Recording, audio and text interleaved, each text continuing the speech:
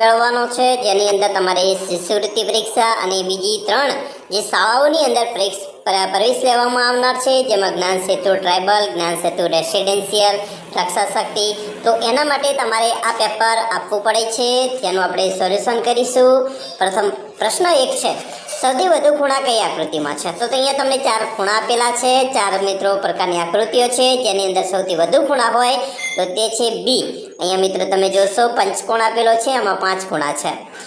બીજો પ્રશ્ન છે, કયા મૂળાક્ષરમાં ખૂણો રચાતો નથી? મિત્રો અહીંયા ખૂણો ક્યાં રચાતો નથી? તો તમે જોશો અ છે, એમાં ખૂણો નથી રચાતો, બાકીનામાં રચાય છે ખૂણા, જેમ કે કેમાં રચાય છે, ઝેડમાં અને એમાં ખૂણા રચાય છે, ઓમાં નથી રચાતો. ત્રીજું છે, કયો ખૂણો કાટખૂણ નથી? તો મિત્રો કાટખૂણ ન હોય તેવો ખૂણો, તો અહીંયા મિત્રો તમે જોશો તો અહીંયા કાટખૂણ બને છે, બરાબર. કાટખૂણ નથી એવું કીધું છે. અહીંયા મિત્રો થોડોક ભૂલ ભરેલો પ્રશ્ન છે, કાટખૂણ છે એવું આવે, બાકીના જો અહીંયા ખૂણો કાટખૂણ નથી, આ પણ કાટખૂણ નથી અને આ પણ કાટખૂણ નથી, બરાબર. તો કાટખૂણ છે એવું આવે તો અહીંયા એ ઓપ્શન આવશે, એટલે આપણે અહીંયા નથીની જગ્યાએ છે એ યાદ રાખવાનું છે. કાટખૂણ છે તો આવશે એ ઓપ્શન સાચો છે, બરાબર. હવે જોઈશું અહીંયા મિત્રો ચોથો પ્રશ્ન છે. ચોથા પ્રશ્નની અંદર તમે જોશો કે આ ઘડિયાળ છે, એમાં જોઈને કયો ખૂણો છે એનો પ્રકાર કહેવાનો છે. તો મિત્રો કાટખૂણથી મોટો ખૂણો બને છે, અને આપણે ગુરુકોણ કહીએ છીએ, તો અહીંયા કાટખૂણથી મોટો ખૂણો છે. પાંચમો છે, એક વિમાન સવારે 9:25 કલાકે અમદાવાદથી નીકળી 11:45 કલાકે મુંબઈ પહોંચે છે, તો વિમાન કેટલા સમયમાં મુંબઈ પહોંચ્યું હશે? તો મિત્રો જોશો 9:25 થી 11:45ની વાત કરી છે, તો તેમાં મિત્રો 9:25 થી 10:25 એટલે 1 કલાક, 10:25 થી 11:25 એટલે 2 કલાક, અને 25 થી 45 મિનિટનો સમય તમે જોશો તો 20 મિનિટ થાય, એટલે 2 કલાક ને 20 મિનિટ સમય લાગે છે. છઠ્ઠું છે, અહીંયા મિત્રો આકૃતિ આપેલી છે, આકૃતિમાં કુલ કેટલા ત્રિકોણ છે? તો અહીંયા મિત્રો તમે જોશો તો કુલ 5 ત્રિકોણ છે, જેમ કે 1, 2, 3, 4 અને એક મોટો ત્રિકોણ આખો, એટલે 5 ત્રિકોણ છે. એના પછી મિત્રો આગળ જોઈએ, જેની અંદર સાતમું છે, આ કી શબ્દ છે, એમાં કુલ કેટલા ખૂણા છે? તો મિત્રો તમે આ કી શબ્દમાં ખૂણા ગણીએ તો 10 ખૂણા બને છે. તો અહીંયા તમે જોશો, જો 1 ખૂણો, 2, 3, બરાબર, પછી અહીંયા 4, 5, 6, 7 અને અહીંયા 8, 9, બરાબર, અને આ બાજુ 10. તો આમ 10 ખૂણા છે કુલ બને છે. એના પછી આઠમો છે, કાટખૂણના ખૂણાનો ત્રીજો ભાગ કેટલો થાય? તો મિત્રો કાટખૂણના ખૂણાનો ત્રીજો ભાગ એટલે આપણે કાટખૂણ કેટલાનો અંશનો હોય? 90નો. 90 ને 3 વડે ભાગી દો તો કેટલા થઈ ગયા? 30, બરાબર. તો 30 તારી 90, તો 30નો ખૂણો 1 બને, ત્રીજો ભાગ. નવમો છે, બપોર પછી 4 કલાક 5 મિનિટને કઈ રીતે લખવામાં આવે? તો મિત્રો બપોર પછીનો હોય તો એને આપણે 4 કલાક ને 5 મિનિટ હોય, અને બપોર પછીનો સમય હોય 12 વાગ્યા પછી એને PM લખાય. 12 વાગ્યા પહેલાં બપોર પહેલાંનો હોય તો એને AM લખવું પડે, બરાબર. આટલું યાદ રાખવાનું છે. 10મું છે, 10માની અંદર તમારા પર્યાવરણના પાઠ્યપુસ્તકને કેટલા ખૂણા છે? તો મિત્રો તમારા પર્યાવરણના પાઠ્યપુસ્તકે કેટલા ખૂણા હોય? 8 ખૂણા છે, જોજો તમે.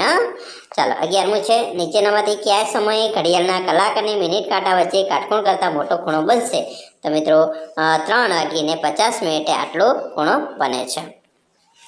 12મું છે મિત્રો, એક અંકિત નળાકારમાં સરખા કદની 15 લખોટી નાખી ત્યાર તેમાં રહેલું પાણી 75 મિલીની ઊંચાઈએ પહોંચે છે. તેમાંથી 5 લખોટી કાઢતા પાણીની સપાટી 65 મિલી થાય છે, તો 15 લખોટીનું કદ કેટલું થાય? તો મિત્રો અહીંયા કેટલું થશે? 30 મિલી છે. બંનેમાં ઓપ્શન આપેલા છે એટલે ટીક કરેલા છે. અહીંયા મિત્રો તમે જોશો એક સમયરેખા આપેલી છે. સમયરેખાની અંદર છે કે 2 ચતુર્થાંશમાં કેટલા 1/8 છે? તો મિત્રો 2 ચતુર્થાંશમાં 4 વખત છે 1/8. ઓકે, ચાલો 14મું છે, 4 કિલોગ્રામ ખાંડની કિંમત 160 રૂપિયા છે, તો 4 કિલોગ્રામના 1/4 ભાગની ખાંડની કિંમત કેટલા રૂપિયા થાય? તો અહીંયા મિત્રો કેટલાક રૂપિયા થશે? તો 160ને આપણે ભાગવા પડે 4 વડે, બરાબર, તો થશે 40 રૂપિયા. ચોક્કસ 16 એટલે કે 40 રૂપિયા થશે. 15મું છે, અહીંયા મિત્રો તમને એક આકૃતિ આપેલી છે. આકૃતિ માટે કયો જવાબ ખોટો છે? ખોટાની વાત કરી છે. તો અહીંયા છે 5 દશમાંશ ભાગ લીટીવાળો અને 4 દશમાંશ ભાગ લીટી વગરનો છે, એ ખોટો પડે છે. એના પછી મિત્રો જોઈશું 16મું છે, રામુ તેના ખેતરમાં બટાટા અને ટામેટાનું વાવેતર કરે છે. રામીએ કુલ 2000 બટાટાનું વાવેતર કર્યું. તેના 20માં ભાગનું ટામેટાનું વાવેતર કર્યું. તો રામુએ કેટલા ટામેટાનું વાવેતર કર્યું હશે? તો અહીંયા મિત્રો કેટલાનું વાવેતર કર્યું હશે? 100નું. કેવી રીતે જોઈએ તમે કે જો રામુએ કુલ 2000 બટાટાનું વાવેતર કર્યું, 20માં ભાગનું ટામેટાનું વાવેતર કર્યું. તો 2000ને આપણે 20 વડે ભાગી નાખો તો આપણો જવાબ છે એ મળી જાય છે. બરાબર, અને 20 વડે છેદ ઉડાડી દો. 2 દુ 4, 2 એકા 2, બરાબર. તો વધ્યા 100, તો 100માં ભાગનું થશે. 17મો છે, એક વાસણને 1/5 ભાગ પાણીથી ભરેલો છે. જો તેનું પૂરું ભરવા માટે 40 લીટર વધુ પાણી જોઈએ તો વાસણમાં કુલ કેટલા લીટર પાણી સમાય? તો મિત્રો 50 લીટર પાણી સમાશે. 18મો છે, એક પીપમાં 50 લીટર પાણી સમાઈ શકે છે. તો તેનો 4/5 ભાગ પાણીથી ભરેલો છે. એમાં બીજું કેટલું પાણી ભરીએ તો પીપ પૂરું ભરાઈ જાય? તો કેટલું ભરાશે? 10 લીટર. એના પછી મિત્રો છે 3/4 બરાબર 9ના છેદમાં કેટલા આવશે? બરાબર, અહીંયા ઉપર કેટલા છેદમાં 20 થાય. તો મિત્રો અહીંયા જે બોક્સ છે એમાં યોગ્ય સંખ્યાનો જવાબ લખવાનો છે. તો એ મિત્રો તમે જોશો અહીંયા આવશે 12 અને અહીંયા આવશે 15. બરાબર, તો આપણો જવાબ એવી રીતે લખાશે, કારણ કે અહીંયા છેદ છે એ કેવા કરવા પડે? સરખા કરવા પડશે. બરાબર, 4 તરી 12 થાય. બરાબર, અને ઉપર 15 કરવાના છે. બરાબર મિત્રો, 4 તરી 15 થશે. બરાબર, સોરી, 4 તરી 12 અને 15 કરવાના છે.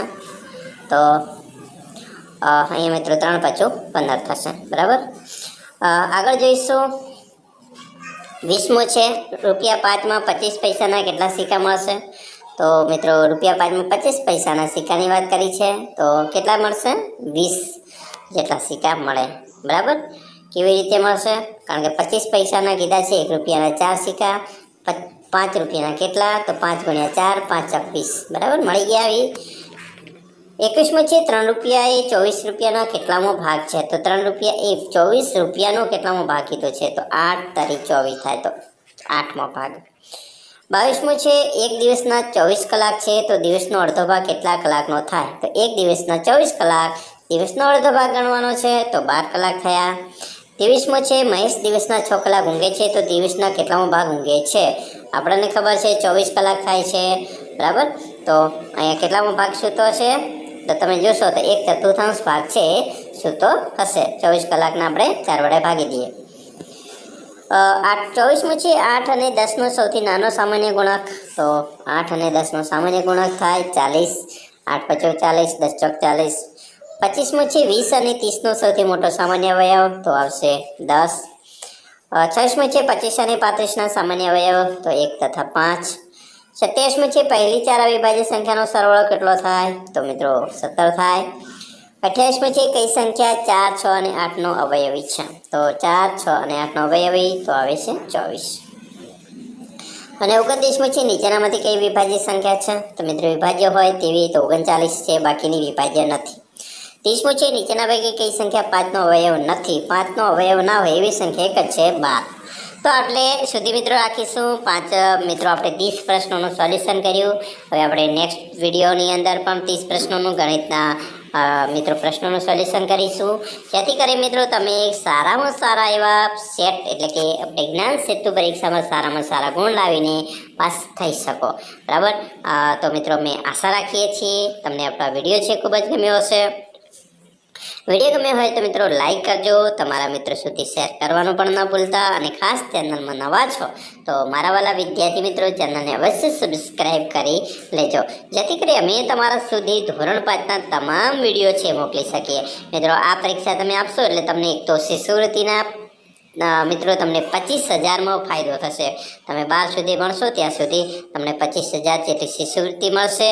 અને બીજું કે તમે મિત્રો તમારી જે પરીક્ષા તમારે જો બીજી આગળ અભ્યાસ કરવો હોય તો તેના માટે તમને સારી એવી સ્કૂલોમાં પણ એડમિશન મળશે. બરાબર, તો ચાલો મિત્રો ફરી મળીશું નેક્સ્ટ વિડીયોમાં.